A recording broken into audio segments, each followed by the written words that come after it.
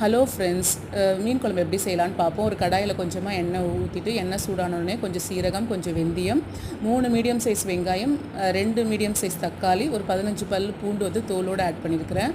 இதை நல்லா வதக்கி விட்டுட்ட பிறகு ஃப்ளேமை கம்மி பண்ணிவிட்டு மிளகாய்த்தூள், மஞ்சத்தூள், கரம் மசாலா, பெப்பர் தூள் ஆட் பண்ணிக்கோங்க. இதை நல்லா வதக்கிட்டு இதை ஆற வச்சு நம்ம பேஸ்ட் பண்ணி எடுத்துக்க வேண்டியது தான். தண்ணி ஊற்றி அரைச்சி வச்சுக்கோங்க.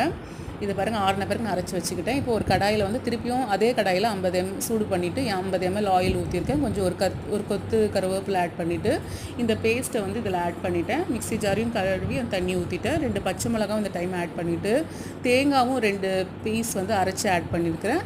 இது அப்புறம் புளி தண்ணி வந்து மீடியம் சைஸ் புளி ஊற வச்சுருந்தேன், அதையும் ஆட் பண்ணிவிட்டு தண்ணி தேவையான அளவு திட்டமாக ஊற்றிட்டு நல்லா கொதி வந்த பிறகு காரம் உப்பெல்லாம் டேஸ்ட் பண்ணிவிடுங்க. மேலே எண்ணெய் தெளிஞ்சு வந்த பிறகு மீன் ஆட் பண்ணிவிட்டு 3 நிமிஷம் வச்சு எடுத்திங்கன்னா சூப்பரான மீன் குழம்பு ரெடி. ட்ரை பண்ணி பாருங்கள்.